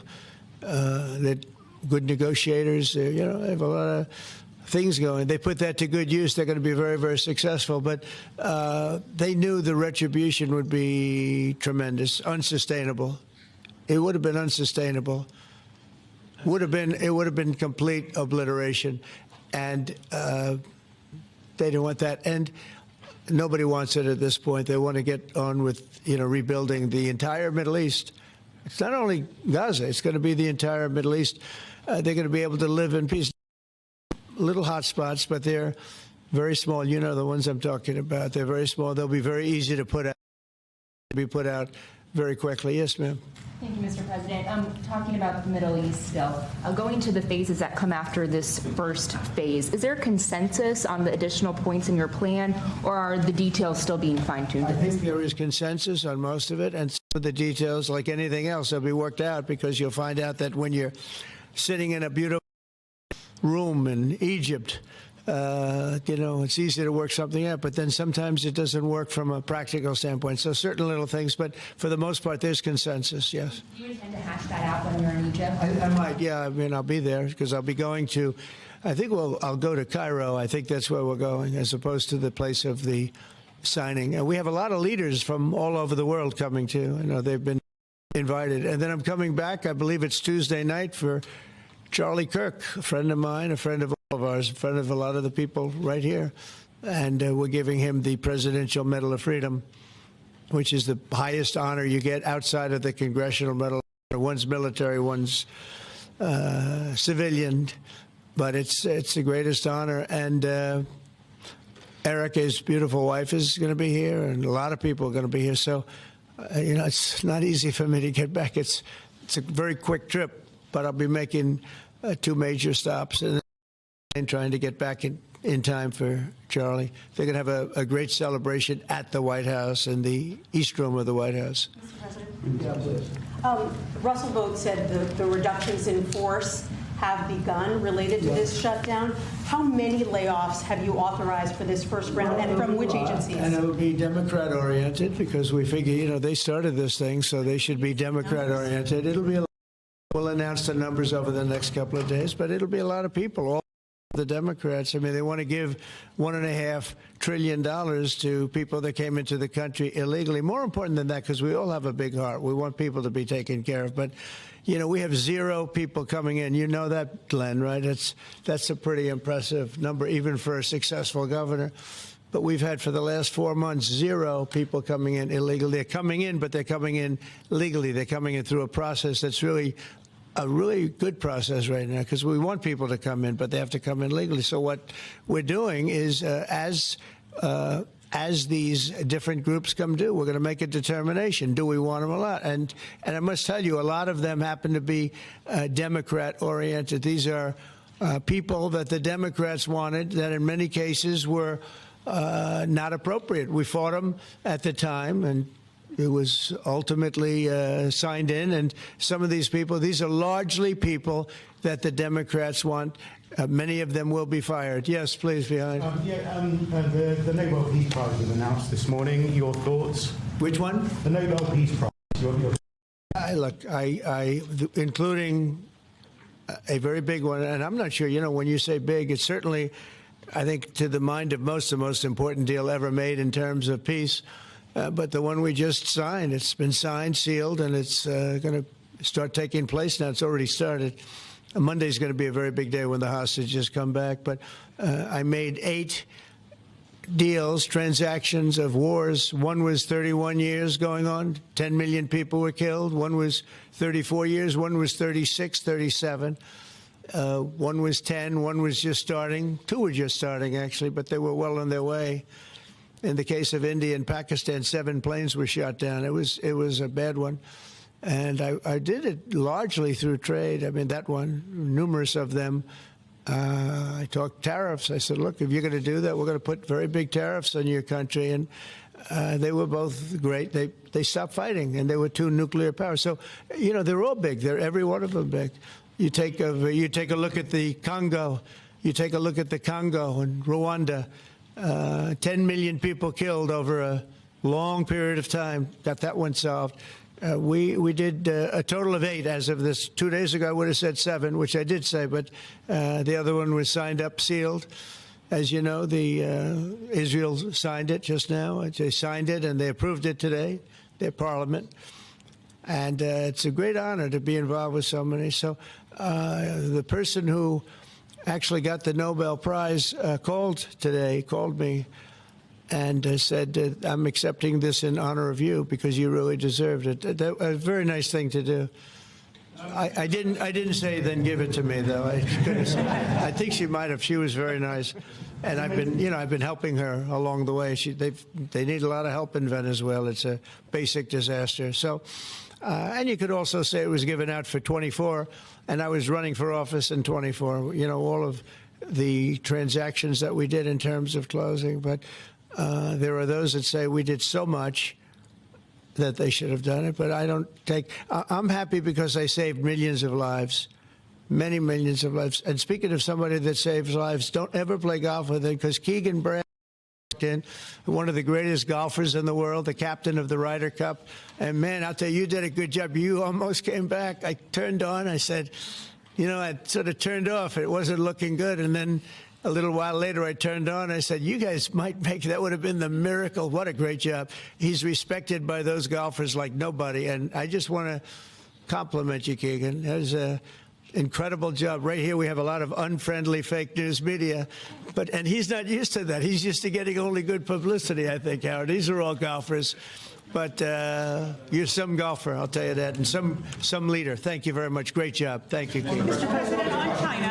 Yeah, please. On immigration, ICE are making arrests, target arrests at courthouses in New York City and around the country. Criminals are arresting criminals. That's right. Yeah, go ahead. I'm happy about it. I want them to arrest criminals. And if you take a look at D.C., a year ago, D.C. was our great capital was a very unsafe place. You know that. Some of you were mugged, and talk openly about it. Some of the media was mugged. But right now, D.C. is one of the safest places in the whole country. The restaurants are booming. They're opening up new restaurants. The restaurants are all closing. Now you can't get into a restaurant. They're opening up new restaurants. It took 12 days for us. We sent in not politically correct military. We sent them in based on merit. You know, we won the case in the Supreme Court. Everything now is based on merit. Our country was founded on things based on merit.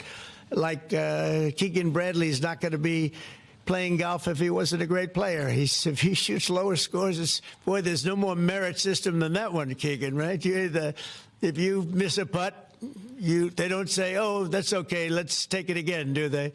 No, it's based on merit. Everything's based on merit. And we're back to the merit system. And when they saw that military is all about merit. They're big, strong people. They're patriots, too. And you take a look at D.C., and now we're in Memphis. And Memphis was really crime-ridden. It was terrible. A lot of people being killed. And they say in 12 days they can't even believe how much better it is. And it'll take probably a month over there, and we're heading to Chicago because we want to save Chicago.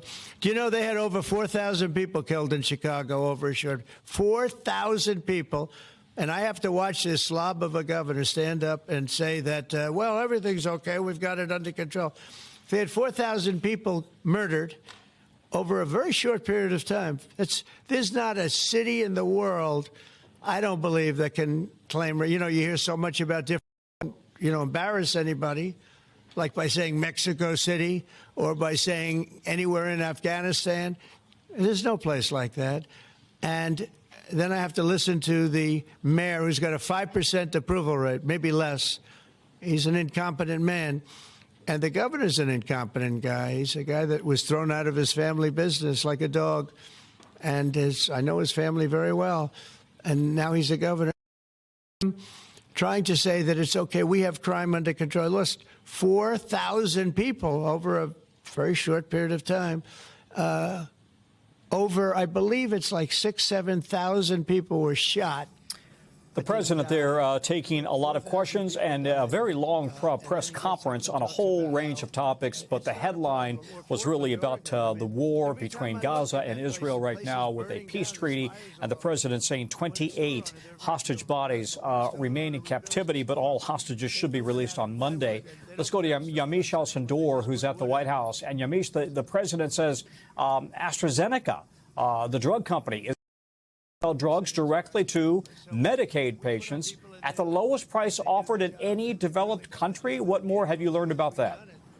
That's right. The president started off this announcement by talking about this new deal that he said he struck with AstraZeneca, which is the largest pharmaceutical company in the United Kingdom. He's saying now that they're going to negotiate prices and that the United States will be getting the lowest prices. They're going to add us to this sort of list of countries that get this discount. So the president's saying that this is really a goal that other presidents had and that he was able to fulfill it. We also heard from the health secretary, Robert F. Kennedy Jr., saying that this was something that he wanted to make a priority. He was, as he said, frankly skeptical that they could actually make this happen, but that they did. And then, as you said, the president launched into to talking about the Middle East, confirming that he's going to be going to Egypt on Monday, hoping to sign that agreement because there is, of course, this first phase agreement on this I guess, push to really end the war in Gaza. He also said that the other phases of the agreement, because this is sort of a multi-point plan, a 20-point plan to end the war in Gaza, that there was consensus there, but there were still details need to be worked out.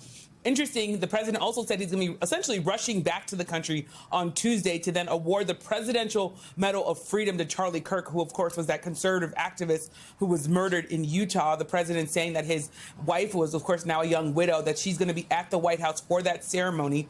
And then the president talked about the shutdown and confirmed that there are these mass layoffs taking place right now in the federal government. We have some reporting on what agencies it was hitting.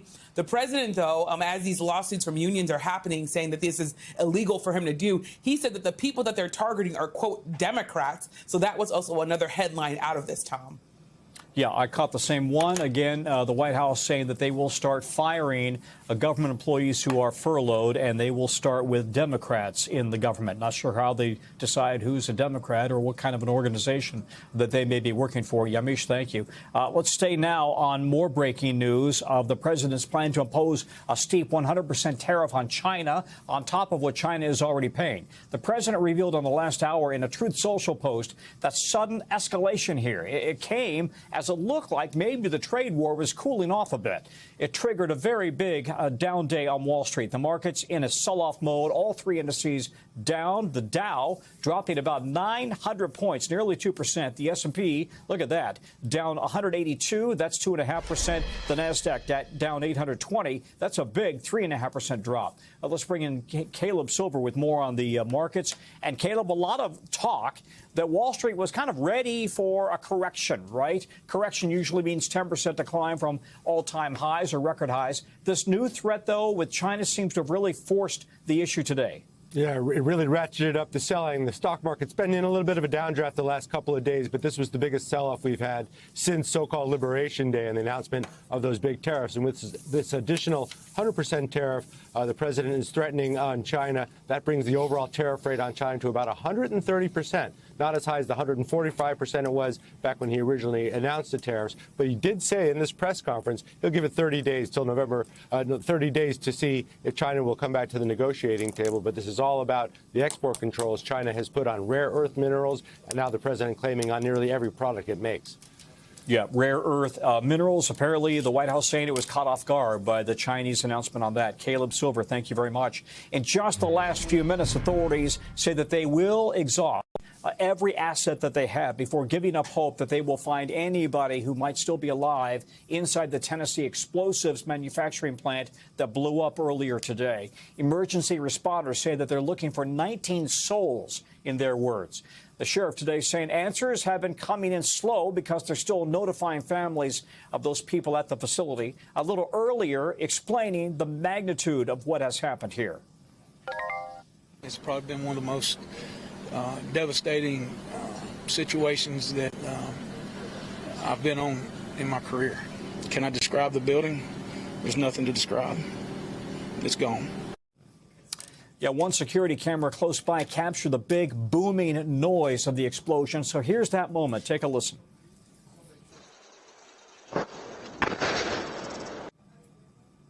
It happened in Hickman County, Tennessee, about 60 miles from Nashville at about 7:45 a.m.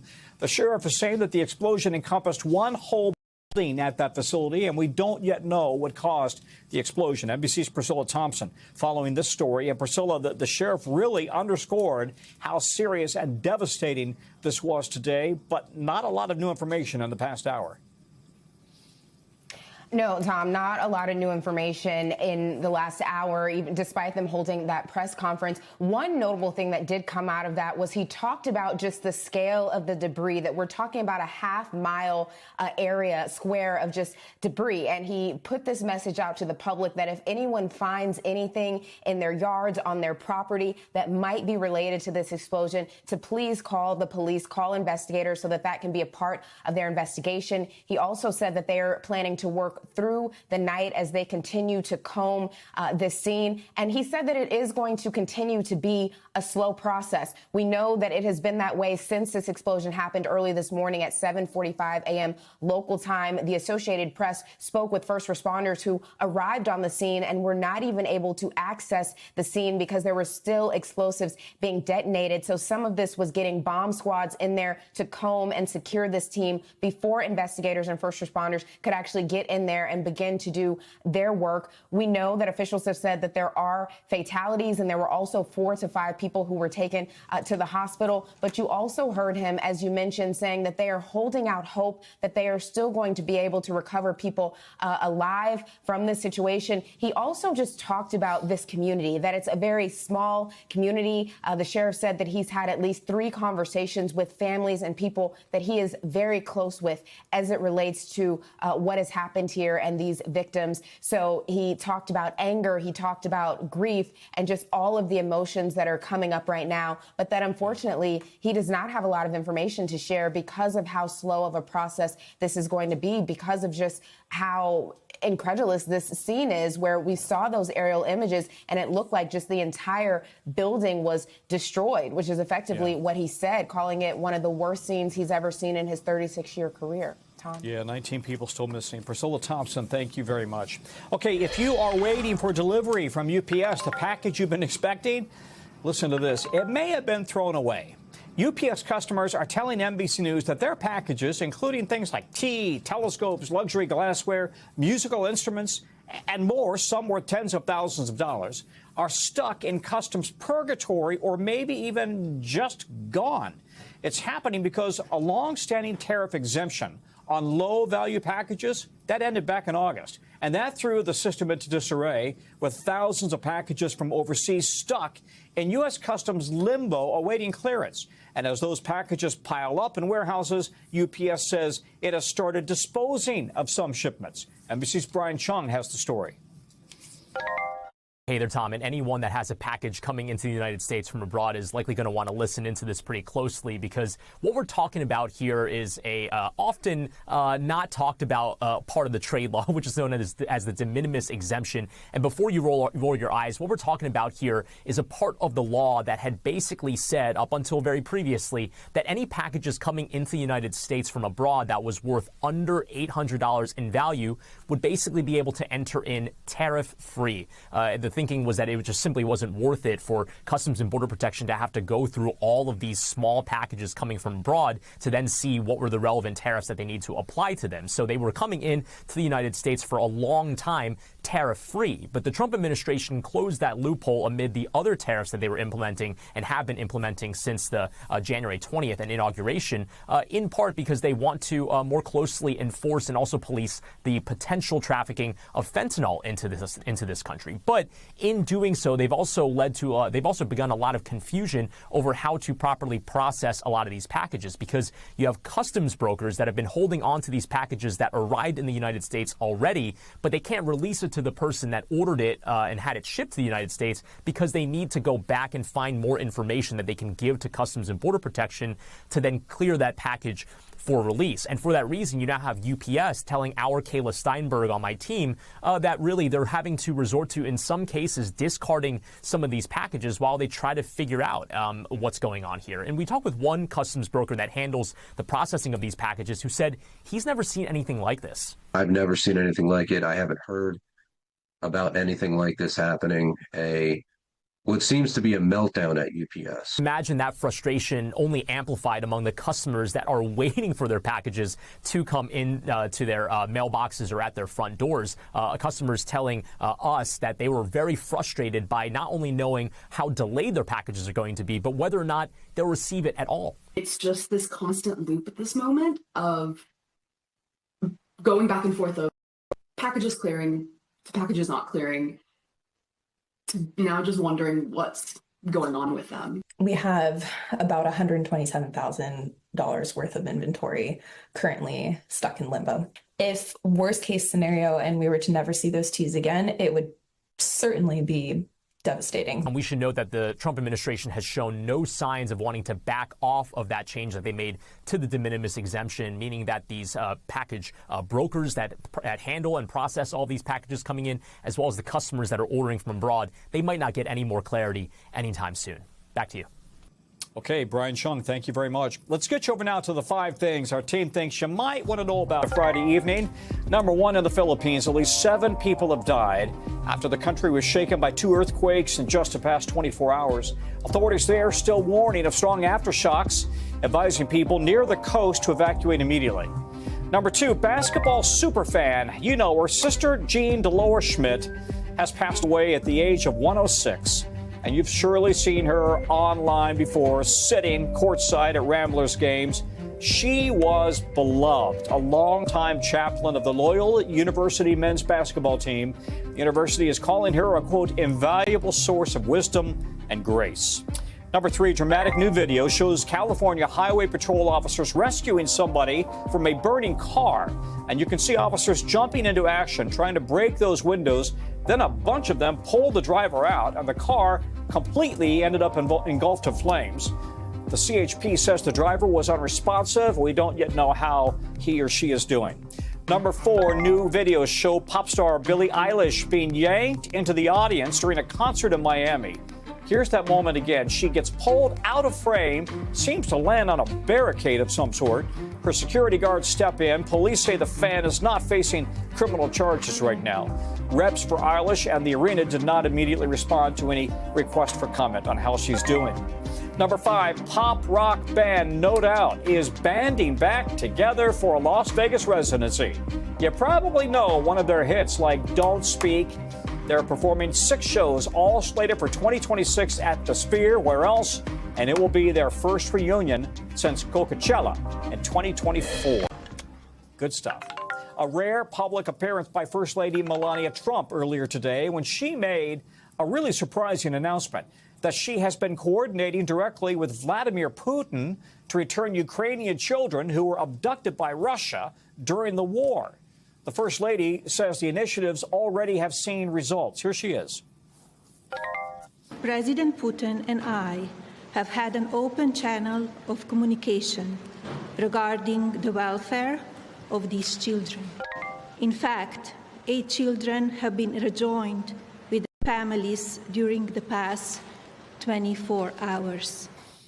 Okay, 8, but Ukraine says more than 200,000 of its children have been taken into Russia over the past since the start of the war back in 2022. The First Lady sent a letter to President Putin back in August when he was meeting with President Trump at the summit in Alaska. She's described the plight of children affected by war, telling Putin he could, in her words, single-handedly restore their laughter, presumably by returning them to Ukraine. NBC's Monica Alba is posted up at the White House for us. So, Monica, the First Lady says she's been back-channeling with Putin for 3 months now. Do we know what those conversations have included and why the transfer of 8 children just happened and why only 8 out of 200,000? Yeah, Tom, those are all really significant questions, but it was pretty notable. I attended this event today with the First Lady where she made this announcement, and we know that behind the scenes, these conversations had been going on between her own representatives and people in the U.S. government and the Russian government to try to see if they can get even more children reunited with their families. That letter that you referenced that she wrote to President Putin didn't even include a specific reference reference to the war in Ukraine, but it was pretty clear, obviously, what she was talking about.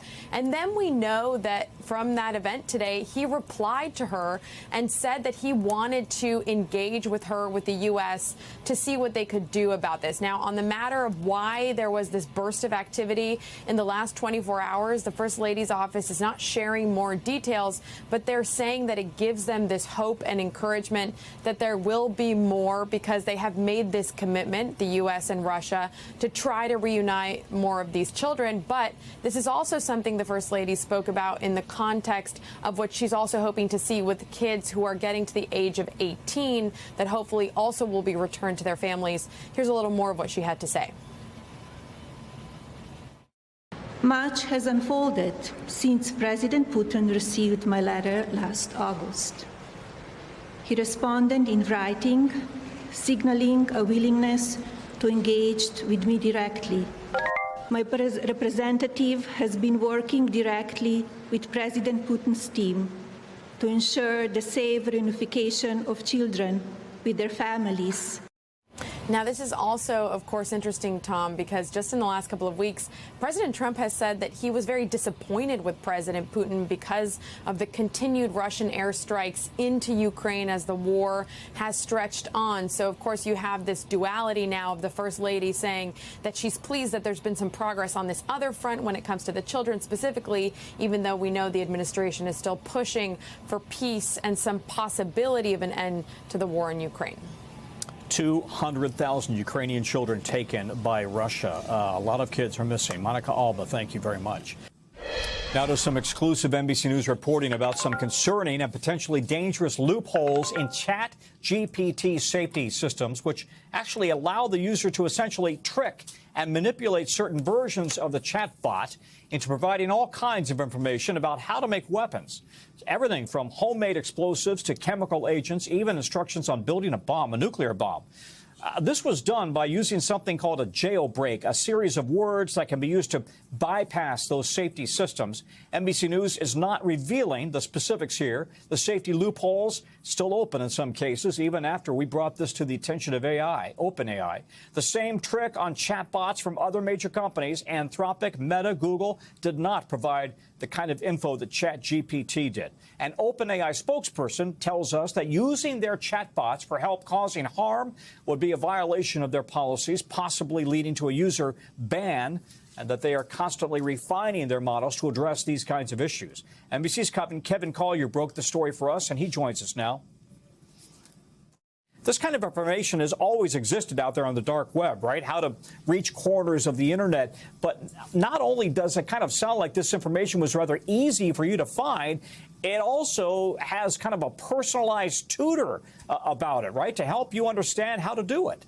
Yeah, that's exactly right. I mean, ChatGPT provided a whole range of information when we asked. There's kind of dangerous information. It's how to make bombs, how to make biological agents, how to cause casualties with nuclear agents, things like that. A lot of the time it was not actually fully accurate information. But the fact that it's trying when you can jailbreak it is inherently the concern there. And yeah, this is, you remember Sam Altman touted ChatGPT-5, the most recent model, as a team of PhDs in your pocket. And that kind of learning uplift, as they call it, that's really the concern here, that yes, this information is available on the internet if you really know how to look, but you really need to have a lot of expertise to do a lot of this harmful activity. However, if you have this tutor right here with you that is able to provide it, that could cause some serious societal harm. Yeah, listen, Kevin, we're not going to explain and tell everybody how to do this, but I don't quite understand what these so-called jailbreak prompts are and how they work in the first place. It's complicated, for sure. It has to do with how large language models, these AI chatbots, work fundamentally.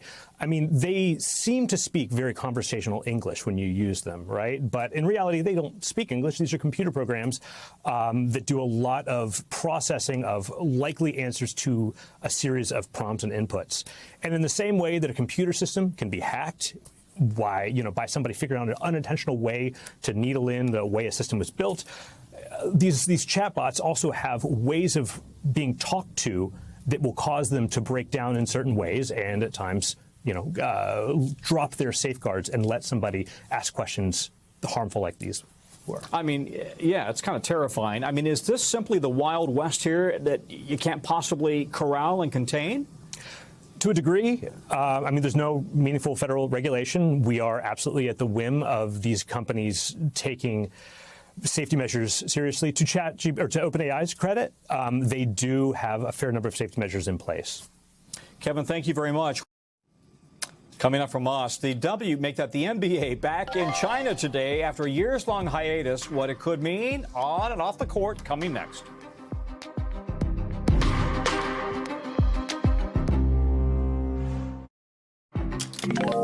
Okay, we're back on a Friday, and the NBA returning to China today after a 6-year hiatus. In a sold-out preseason game between the Brooklyn Nets and the Phoenix Suns. Remember, the NBA basically was kicked out of China back in 2019 after a league executive took to social media in support of anti-government protests that were sweeping Hong Kong at the time. And now Chinese fans are coming out in droves, we're told, to celebrate the league's return with another game set for Sunday. All part of the NBA's diplomatic and business push east. NBC's Janice Mackey-Frayer has more. Tom, the NBA preseason is underway here with 2 games between the Phoenix Suns and the Brooklyn Nets in Macau, China. Phoenix took the first game in overtime, but it was the NBA itself walking away with the win. American stars like Devin Booker and Michael Porter Jr. are part of this multi-day basketball spectacle here that's designed to show the global reach of basketball and the NBA. The mark a major comeback for the league here after a costly 6-year hiatus. That was triggered back in 2019 when Daryl Morey, who was then the general manager of the Houston Rockets, tweeted a message in support of anti-government protesters in Hong Kong.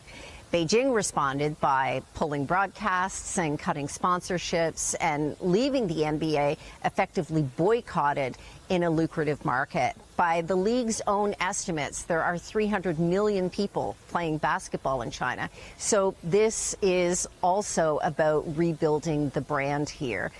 There are new partnerships and new sponsorships that have been announced, signaling that all may be forgiven. Before the game, I spoke with Sean Marks. He's the general manager of the Brooklyn Nets. I don't know that it ever left, in a sense that there's a huge fan base here. We're well aware of that, and for us to be able to capitalize and come here and show them in person live NBA basketball is something that our players love to do. They love to be on the hardwood, and to show the fan base here what NBA basketball is all about is terrific.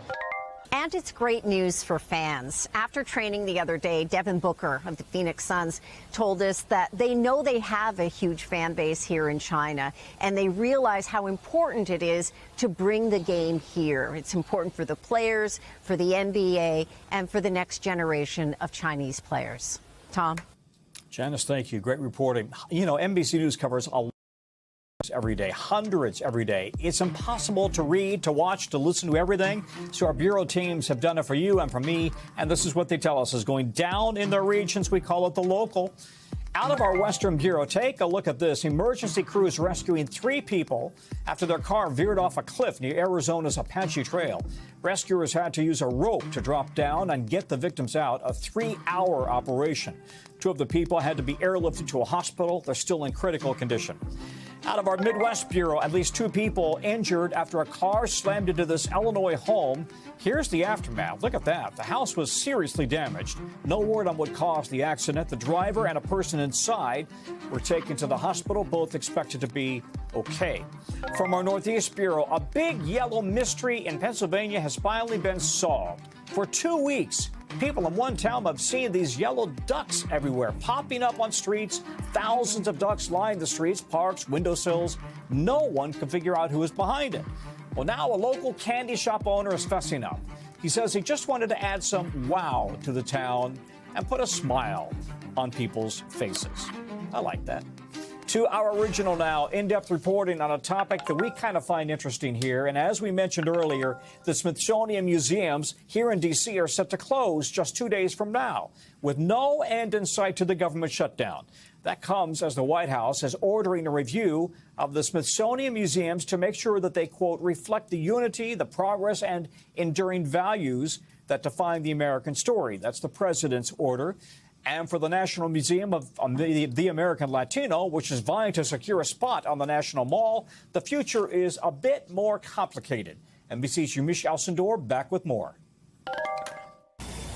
The wheels, the engines, the hydraulics, crowds gathering for a festival to celebrate Mexican-American lowriding culture in the nation's capital. The event, organized in part by the National Museum of the American Latino, a branch of the Smithsonian. Established by Congress in 2020, the museum doesn't have a physical location yet. My name is Jorge Samanillo. Founding director Jorge Samanillo says the festival is part of the museum's mission to honor the culture and contributions of Latinos across the country. I'm hoping that people come away with a better understanding of just one slice of how diverse our Latino culture is, and really want to learn more about our people. But attacks by President Donald Trump are now complicating these goals, the future of the Museum of the American Latino and Smithsonian institutions altogether. President Trump repeatedly criticizing the Smithsonian, saying it is pushing divisive, race-centered ideology. The Trump administration is also now conducting an expansive review of the Smithsonian Museum exhibitions, materials, and operations. The Trump administration has accused the Smithsonian of being too woke, of being anti-American. What do you make of that? You know, I can't comment on all the things that have been said, but I know that the Smithsonian is making sure every day through our self-evaluations and our self-studies that we're nonpartisan, that we rely on expertise. Earlier this year, Presente, an exhibit by the Latino Museum housed in the National Museum of American History, closed. The Smithsonian says it was for renovations. The closure came after the president's executive order targeting the Smithsonian as a whole. And soon after it closed, the White House published a document saying the Presente exhibit was anti-American. What do you make of that criticism? If you had a chance to visit the Presente exhibition, you would notice that it's trying to tell 500 years of history in about 4,000 square foot space. And that's a very difficult thing to do. Artist Felipe Galindo said he was surprised at the exhibit's closure and shocked that White House officials directly criticized an illustration he made in 1999 named 4th of July from the South Border. I don't think it's a political piece, it's a more humane piece. What was your reaction to the White House singling out and targeting your piece of work? Mm-hmm.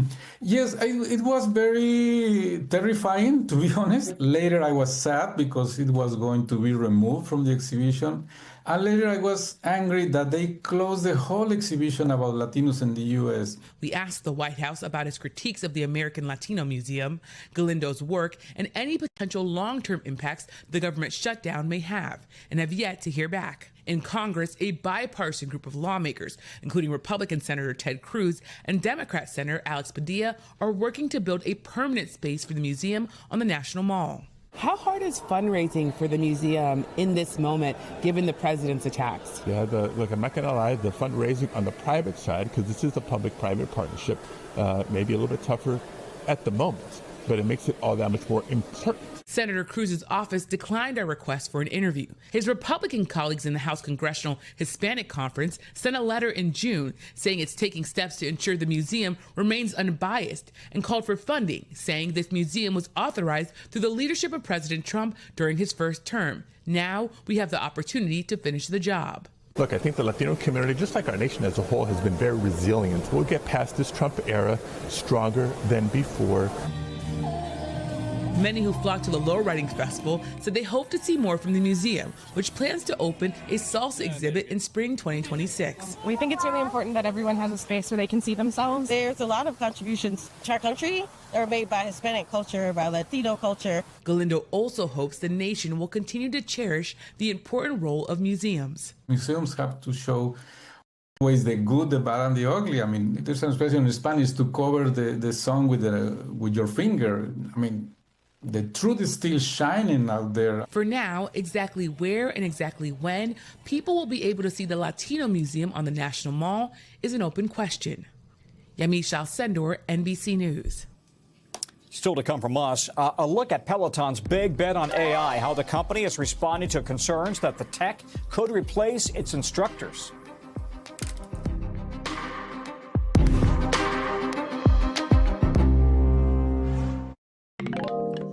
Other news now, Peloton is getting a big upgrade. The fitness tech company says it's integrating AI into its new treads, cycles, and row machines. After struggling to recapture its booming pandemic-era sales numbers, the hope is that AI can help spin up some more success. NBC's Stephen Romo tried the tech himself in tonight's breakdown. Peloton, the fitness darling of the pandemic that's since taken a spill, is now betting big on AI. Avoid swinging your body for momentum. Okay. So there is an auto-generated real-time form feedback. The company just releasing 5 new products, some of which have a new AI feature called Peloton IQ, which acts like a personal trainer, giving you live feedback while using their products. Focus on strict control reps. Peloton invited us to their New York studios, where I caught up with real human instructor Katie Wong 15 seconds here. after she finished streaming her class. Would you like an upper body day or a lower body? Let's do upper body. It's kind of like a built-in workout buddy, using a movement tracking camera, giving me real-time feedback on my form, and it even counted my reps. Katie says it can be used without classes and as a part of them. What I'm viewing Peloton IQ as is helping me instruct our members on a more personal basis and almost being my teacher's aide. This is their first product release in 3 years. This really feels like the first few pages in the next chapter and in the next evolution. Remember, Peloton rocketed during the pandemic when we all had to stay at home, hitting more than $4 billion in sales in just a year, with the company's value reaching close to $50 billion. Give me more. But since the peak, investors sweating. Peloton stock losing about 95% of its value, sales down to under $2.5 billion in the last fiscal year. The company also recalled some of its treadmills in 2021 after the U.S. Consumer Product Safety Commission warned of dozens of injuries and even the death of a child. Getting slapped with a $19 million fine, tread sales plummeted. Now plagued by a steady stream of layoffs, its most recent round in August as part of a new $100 million cost-cutting initiative. I want to talk about the future. Chief Product Officer Nick Caldwell hopes Peloton IQ will be the thing that turns it all around. In the future, you're going to see more and more innovation from this company at an even faster clip. And brushing off concerns that AI trainers will replace their instructors, many of whom have cult-like followings and are a main draw for their subscribers. AI is going to have to be way more powerful before we start replacing Tunde. They're hoping people will pay more for the new tech, a lot more. The bike will run an extra $1,000, while the tread with Peloton IQ will cost more than twice the original. Unlike Mr. Big's untimely ending post-Peloton ride in Sex and the City's reboot, the company shooting for an AI-led resurrection. Body second, then arms in and out. For now, I'll just hope my rowing gets better with or without AI. Body and then your legs. Yeah, I'm glad you chose to work on the upper body there, Stephen. You really need some work on that. Listen, tell me this, though. Are they recording your home sessions so that there's kind of a permanent record of you working out at home? Yeah, an excellent question, especially after I did kind of embarrassingly bad on that row machine, I'll be honest, Tom. The company says no. They use that camera for the rep counting feature and for giving that real-time feedback. They actually say no raw video or image is ever sent to, viewed by, or stored by Peloton, which is comforting to a lot of people. You know, they say dance like nobody's watching, but people want to work out that way, too. Sure. There's a reason NBC asked you to do it, not me, Stephen, but thanks very much. Have a great weekend. That's a wrap for us at this hour. The news continues right now on News Now.